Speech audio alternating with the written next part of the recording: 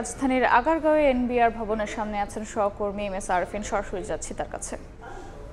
সকাল থেকেই যেমনটি জানাচ্ছিলাম যে সকাল 9টা থেকেই এনবিআরের যে কর্মকর্তাদের পূর্ব ঘোষিত যে কর্মসূচি ছিল, অর্থাৎ এনবিআর প্রাঙ্গণের সামনে অবস্থান কর্মসূচি এবং একই সাথে লাগাতার শাটডাউনের যে কর্মসূচি সেটি কিন্তু তারা সকাল থেকে পালন করছেন। এবং সারা দেশের বিভিন্ন অঞ্চল থেকে কিন্তু এনবিআর সংশ্লিষ্ট যে সকল শুল্ক, ট্যাক্স ও কাস্টমসের কর্মকর্তারা রয়েছেন তারা কিন্তু সকাল থেকে এখানে এসে অবস্থান নিয়েছেন এবং এনবিআর প্রাঙ্গণে তারা সকাল থেকেই যে বিষয়টি বারবার উচ্চারিত করছেন, তাদের এক দাবি বলে তারা দাবি করছেন যে এনবিআর চেয়ারম্যানের যে অপসারণের দাবি সেটি কিন্তু তারা যতক্ষণ না পর্যন্ত এই দাবি তাদের মেনে নেওয়া হচ্ছে তারা কিন্তু তাদের এই শাটডাউন কর্মসূচি কিন্তু তারা পালন করে যাবেন বলেই কিন্তু তারা জানাচ্ছেন বারবারই। একই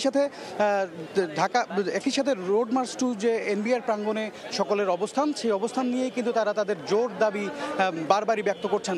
যেমনটি জানিয়ে রাখতে চাই যে গতকাল এনবিআর এর পক্ষ থেকে নির্দেশনা দেওয়া হয় যে কর্মচারীরা যথাসময়ে অফিস পালন করার যে নির্দেশ সেটি কিন্তু উপেক্ষা করেই তারা এখানে দাঁড়িয়েছেন। একই সাথে অর্থ মন্ত্রণালয় থেকেও কিন্তু তাদের এই কর্মসূচি প্রত্যাহারের আহ্বান জানানো হয়েছিল। তারা বলছেন যে এই খবরটি সঠিক নয়, কেননা তাদেরকে এই কর্মসূচি প্রত্যাহারের আহ্বান সম্পর্কে কিন্তু তাদেরকে কোনোভাবেই অবহিত করা হয়নি এবং তারা যে ব্যানারটিতে, অর্থাৎ এনবিআর সংস্থার ঐক্য পরিষদের যে নেতাকর্মীদের ব্যানারে এই আন্দোলনটি হচ্ছে তাদের কিন্তু ডাকা হয়নি এবং তাদেরকে সম্পৃক্ত করা হয়নি বলে তারা দাবি করছেন এবং যে কারণেই কিন্তু তারা এই কর্মসূচিটি চালিয়ে যাচ্ছেন। এবং তারা বলছেন যে যদি তাদের ন্যায্য দাবি এবং এই যৌক্তিক সংস্কারের যে বিষয়টি নিয়ে তারা আলোচনার জন্য তারা টেবিল উন্মুক্ত রেখেছেন, কিন্তু তাদেরকে ডাক দেওয়া না হয়, তাদের সঙ্গে না বসা হওয়ার কারণেই কিন্তু তারা এই কর্মসূচি পালন করছেন। তারা বলছেন যে যতক্ষণ না পর্যন্ত তাদেরকে ডেকে নেওয়া হবে এবং তাদেরকে নিয়ে বৈঠকে বসানো হবে তারা কিন্তু এই বিষয়টিকে কিন্তু তারা এগিয়ে নিতে চাচ্ছেন। তো একই সাথে বলতে চাই যে সকাল থেকে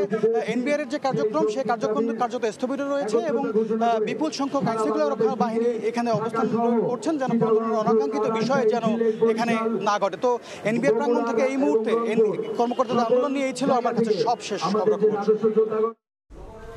সরাসরি যুক্ত ছিলাম আগারগাঁওয়ের এনবিআর ভবনের সামনে থেকে।